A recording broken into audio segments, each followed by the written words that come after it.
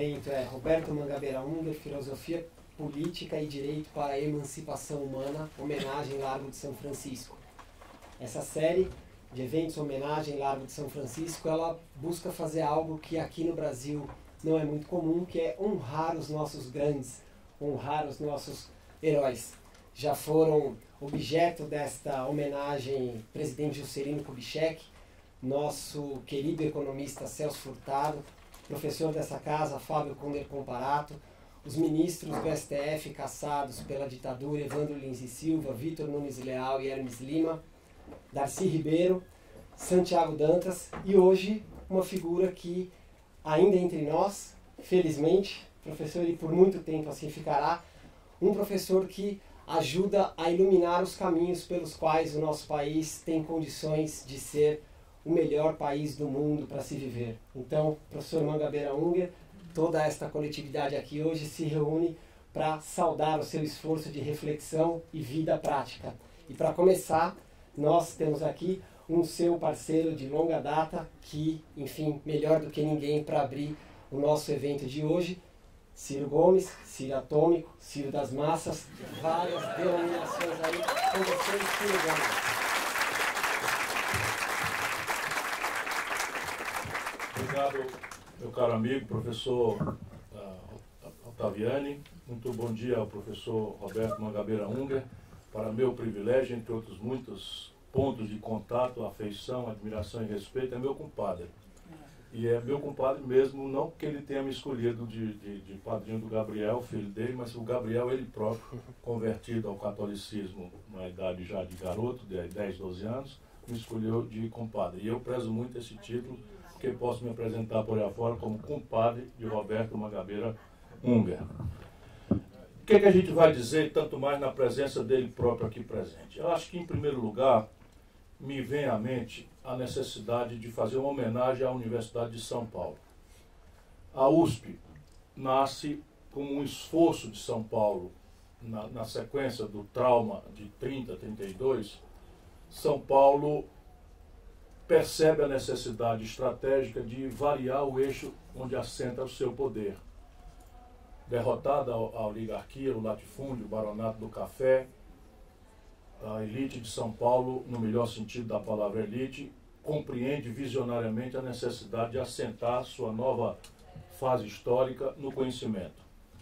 Traz daquilo que parecia o ambiente iluminista mais exuberante do planeta Terra, a velha França, um desenho. E, bom, todos aqui sabem muito melhor do que essa história. Apenas quero render essa homenagem, porque quando se faz uma homenagem deste fôlego, um dia inteiro, uma jornada inteira, né, que vai ficar documentada ao redor de uma personalidade tão extraordinária, exuberante, fecunda, pouco conhecida, como o do professor Roberto Mangabeira Unger entre nós, antes de mais nada, um esforço civilizatório que tem basicamente dois sentidos, como fazem as grandes civilizações. E a USP em linha com essa melhor prática. Uma é uma expressão de gratidão coletiva, não é, por essa fecundidade, por essa criação. O professor Roberto Mangabeira Unger, outro dia, perguntei para ele, quantos livros o senhor já publicou? Ele parou um segundo e disse, não sei. E de fato não sabe. E outro dia, não é, mesmo há 35 anos somos amigos e compadres, eu disse para ele, professor, por que o senhor não para um minuto e se dedica a refletir sobre astrofísica e cosmologia? Já fiz. E aí fui descobrir que tem um livro extraordinário de cosmologia que fez dele hoje um convidado ilustre dos grandes converscotes dos astrônomos e astrofísicos do mundo. Portanto, esse exercício, né, de gratidão é muito importante que se faça, porque o outro sentido destas homenagens é o exemplo. É o realce ao exemplo. E nós no Brasil vivemos no mundo, nós não podemos só dizer no Brasil, isso aqui é tropicalizado, toma componentes algo vulgares, mas no Brasil, nós, por regra, salvo exceções bastante homenageáveis, por regra nós perdemos a originalidade. Falta ao Brasil um pensamento autônomo, um pensamento capaz de, compreendendo a nossa interação com o mundo, com os valores universais, entender o Brasil por si mesmo. E o professor Roberto Mangabeira Unger é talvez o mais eloquente exemplo vivo de um pensamento autônomo sobre o Brasil, embora absolutamente instantaneamente conectado com aquilo que há de mais sofisticado e complexo na universalidade do planeta Terra. Vou intermear essa minha reflexão com esses testemunhos da minha convivência privilegiada com ele. Recentemente, consta que é o último livro que ele publicou, Teoria do Conhecimento, o professor fez uma viagem. Nesta viagem ele foi ouvido pela Universidade do Partido Comunista Chinês, por horas, para entender essa visão antecipada do futuro, como só os raríssimos gênios conseguem fazer, e na mesma viagem volta por Paris para fazer a mesma apresentação para a cúpula, para o board da OCDE. Ou seja, o universo inteiro interessou-se imediatamente pela sua última obra, que especula sobre os impactos extraordinários que a inteligência artificial, que os algoritmos cada vez mais capazes, que a robotização sofisticada está fazendo e fará de forma absolutamente dramática, vendo com antecedência aquilo que só os visionários conseguem ver, que é uma mudança do eixo da história humana. Todos os procedimentos repetíveis, está ali muito eloquentemente desenhado e afirmado, serão substituídos por algoritmos e máquinas no universo estratégico de curtíssimo prazo. E isto impõe uma revolução absolutamente extraordinária. Não é mais só aquilo que já foi impactante no século XX, nessa virada do século XXI, os extraordinários ganhos de produtividade e quem os apropria. No momento presente, esses extraordinários ganhos de produtividade estão sendo apropriados pelos donos da inteligência tecnológica e pelos donos das máquinas. Mas é visível que há ali um desafio revolucionário, a nova base para uma compreensão de uma insurgência comunitária global, que é a tentativa de um desenho institucional rebelde ao status quo e a todas as experiências já conhecidas do passado e do presente, para tentar apropriar esses extraordinários ganhos de produtividade para a classe trabalhadora. E é isso que está, eu estou fazendo um resumo absolutamente medíocre de uma obra extraordinária, que eu recomendo, já está traduzido, embora aqui não seja necessária essa tradução, mas já está traduzido no nosso bom português. Como é que Roberto Mangabeira Unger chega a esse nível de sofisticação? Eu quero crer que as origens familiares, pessoais, acabam dando um condicionamento ancestral a esse gênio que o Brasil produziu para o mundo. Filho de baianos, compreende a questão do Nordeste, baianos vinculados à modernização do Brasil, uma modernização perplexa, muito influenciada pelo liberalismo vitorioso da Segunda Guerra Mundial, nasce no Rio de Janeiro. É um filho de baianos, nasce no Rio de Janeiro, passa boa parte da sua adolescência e juventude em Santa Teresa, que é a um só tempo um bairro boêmio e absolutamente entranhado com a favela. Não sei se daí, mas evidentemente é nele original o sólido compromisso com a causa dos mais pobres, com a causa das pessoas mais vulneráveis. E muito precocemente vai aos Estados Unidos e depois de uma formação meteórica torna-se o titular mais jovem da história da Universidade de Harvard, que, como todos sabem, é uma das principais academias do planeta Terra. Membro da Academia Norte-Americana de Ciências, não sei quantos estrangeiros têm essa posição. Tem muitos outros estrangeiros, não creio. Membro da Academia Norte-Americana de Ciências. E a mim, pelo menos, me incomoda muito, e hoje esse prazer é duplicado, por que um homem dessa estatura, dessa complexidade, desta fecundidade, que é uma palavra que sempre me vem à mente quando penso em Roberto Mangabeira Unger, não é popularizado no Brasil. Porque ao lado dessa exuberante vocação extraordinária acadêmica, Roberto Mangabeira Unger é um político. E ele diz que é um político sem charme numa terra de charmosos.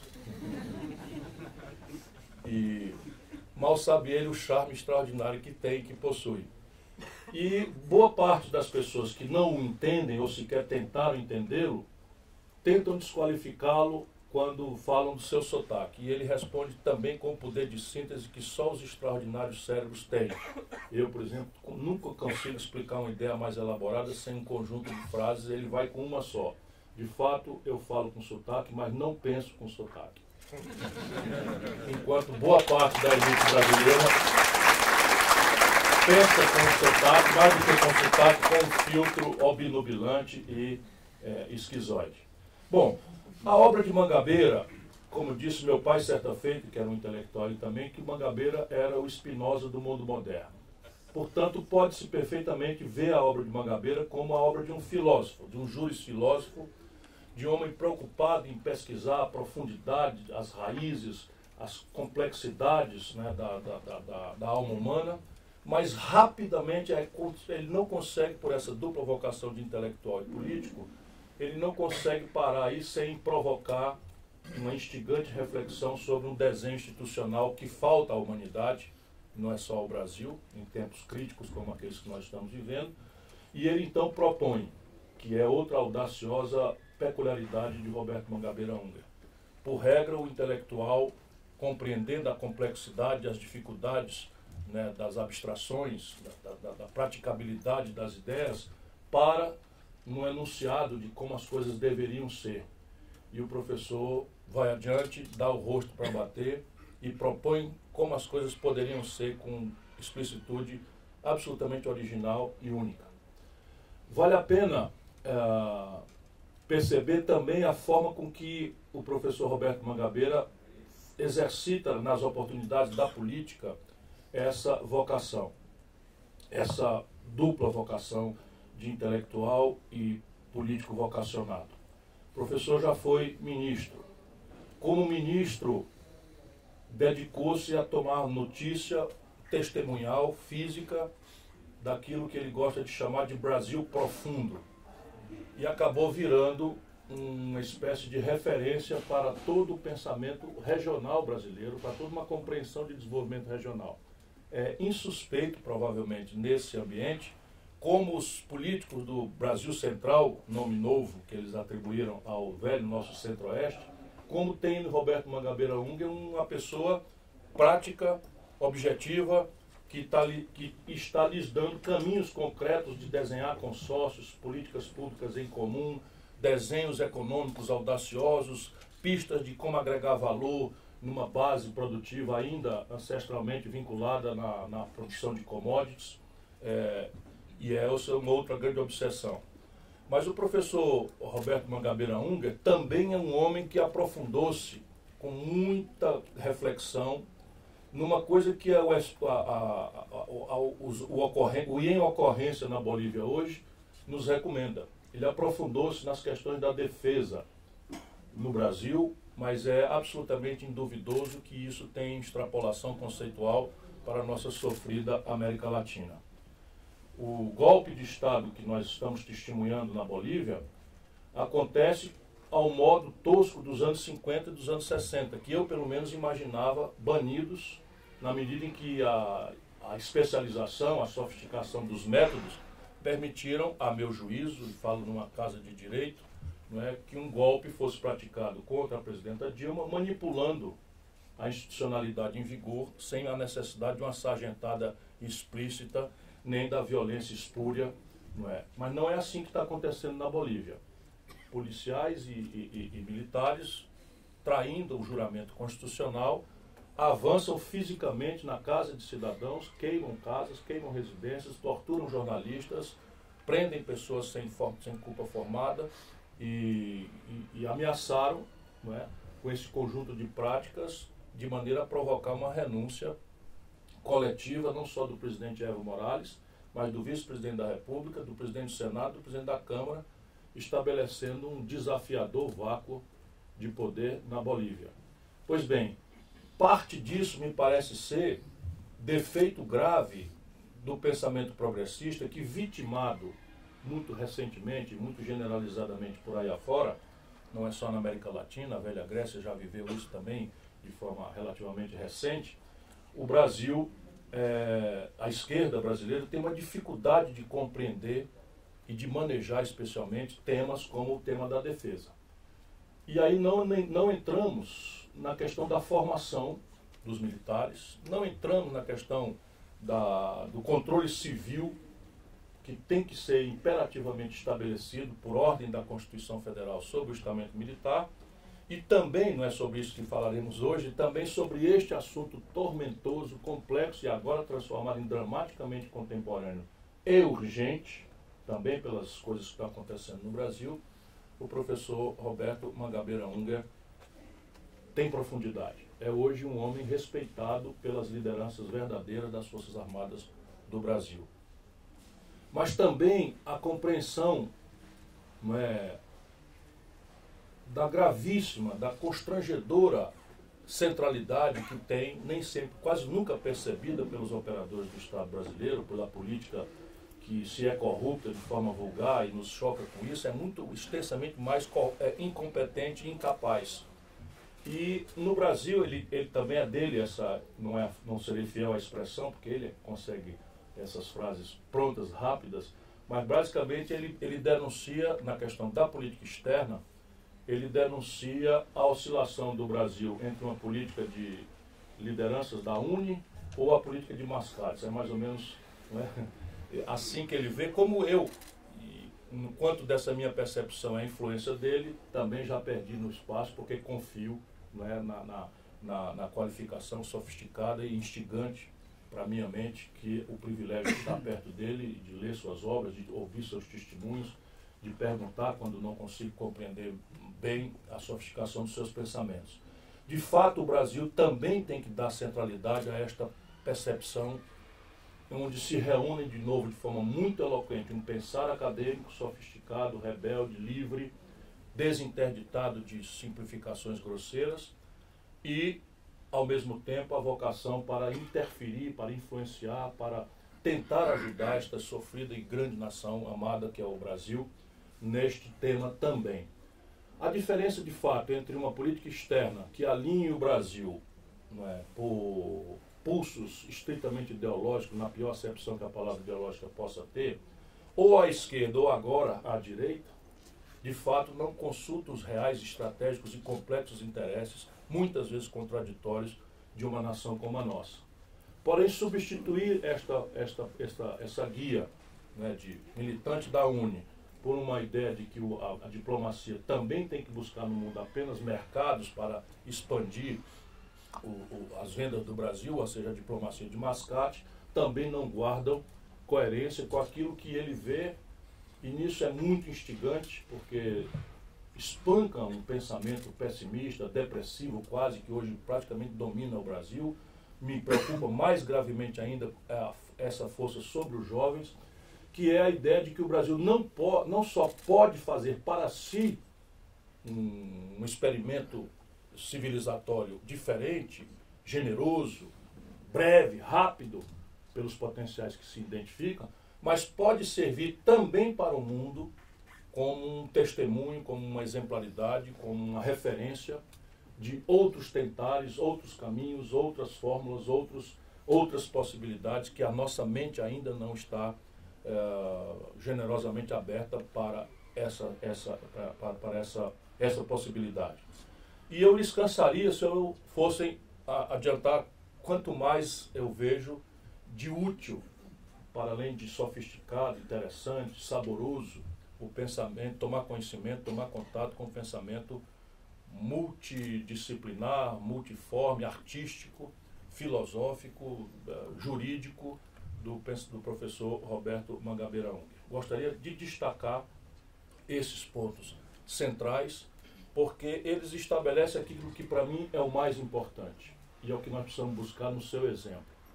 O contato entre um pensamento acadêmico rebelde, audacioso, inconformado com as obviedades que nos constrangem. Não é simples, né? Ver como que, por exemplo, o Império Norte-Americano sanciona a informação agora, tirou um pouco minha angústia de ontem para hoje, que era o Evo Morales correndo risco de vida, e agora o México conseguiu, né, deve ter tido aí um bastidor com os norte-americanos, que pelo menos a vida do ex-presidente fosse preservada. Mas a América Latina, nesse momento, está precisando dramaticamente desse conjunto de valores exemplares que o pensamento e a militância do professor Roberto Mangabeira Unger nos dão. Se nós repararmos, é praticamente uma agonia em que o desenho institucional posto, o desenho institucional tradicional, não está dando vencimento, não está conseguindo, não é, absorver e encaminhar as extraordinárias energias negativas que o esmagador pensamento neoliberal impôs à região, e a sua exaustão e a incapacidade de formulações alternativas tem feito. Isso talvez seja, e é com isso que eu quero encaminhar meu raciocínio conclusivo, a mais importante contribuição do professor Roberto Mangabeira Unger. Será que existe uma economia política capaz de aceitar a propriedade privada dos meios de produção, porém sem fazer apenas a concessão à humanização do caminho, desenhar instituições que emancipem a população e que façam com que o povo pobre tenha a oportunidade de ascender a um ideário de igualdade sem a negação das liberdades? Este é o desafio contemporâneo.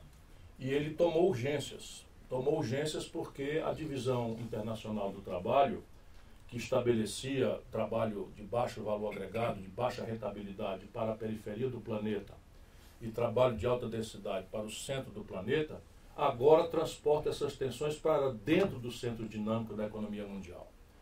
É só imaginarmos o choque existencial de convivência entre um garoto pago para ficar deitado numa rede do lado de uma mesa de ping-pong numa sala de trabalho do Google e que, ao descer para comer um sanduíche na hora do almoço, defronta-se com um jovem mexicano, migrante ilegal, que não pode sequer reclamar de ninguém os abusos que sofre, que tem que trabalhar 12, 14 horas por dia para receber valores que não são suficientes sequer para a sua subsistência minimamente digna. Esse é o ponto. Se na Califórnia, no Vale do Silício, isso está acontecendo, imaginem entre nós, de desenvolvimento retardatário tão extenso e grave. Será que é possível mantermos a democracia em tempos de manipulação cibernética das crenças e da forma de referir o sagrado entre nosso povo? Será que é possível imaginarmos que é possível ter uma democracia representativa? E não é um problema que se sofistica e vulgariza entre nós. É assim, a democracia mais antiga do planeta, tendo em conta a ideia de um parlamento e de uma constituição desenhada como limitadores do poder absoluto, esteve recentemente com o parlamento fechado, a Inglaterra, manipulada uma lei do século XVII. A segunda maior democracia do planeta, que Tocqueville desenha, e foi Mangabeira Unger que me estimulou a mergulhar mais profundamente em Tocqueville, né, na democracia nos Estados Unidos, na democracia na América. Será que é razoável que as coisas estejam acontecendo como estão acontecendo hoje na América do Norte? E se isso é verdade nas duas principais, para não lhes cansar muito mais do que já estou fazendo, quão dramática é a resposta? Será que o México conseguirá, depois de uma eleição relativamente pacífica, recuperar a estratégia de um país que foi dividido ao meio porque aceitou que o seu norte fosse ocupado por um conjunto de maquiladoras norte-americanas e o seu comércio exterior pusesse no mercado americano mais de 80% da sua exportação, enquanto o meio sul do México não tem alternativa de nada? Será que a Venezuela algum dia conseguirá se livrar da síndrome da monocultura do petróleo, em que, subindo o preço do petróleo, a crise se atenua, baixando o preço do petróleo, a crise se agudiza? Ou será que o caudilismo sul-americano pode ainda ser confundido com pensamento progressista ou com esquerda? O caudilismo sul-americano personalista, que preserva um homem como o único salvador de pátrias que podem ter até 210 milhões de habitantes, como é o caso do Brasil. Esses são os desafios contemporâneos, não é? Em que o pensamento de Roberto Mangabeira Unger pode nos iluminar sem concluir. E isto talvez seja o caráter mais instigante, mais fascinante, mais apaixonante do professor Roberto Mangabeira Unger. É a certeza que nós temos de que este cérebro fecundo, criativo e generoso ainda produzirá muito mais respostas para as nossas angústias e sofreres. Muito grato pela sua atenção.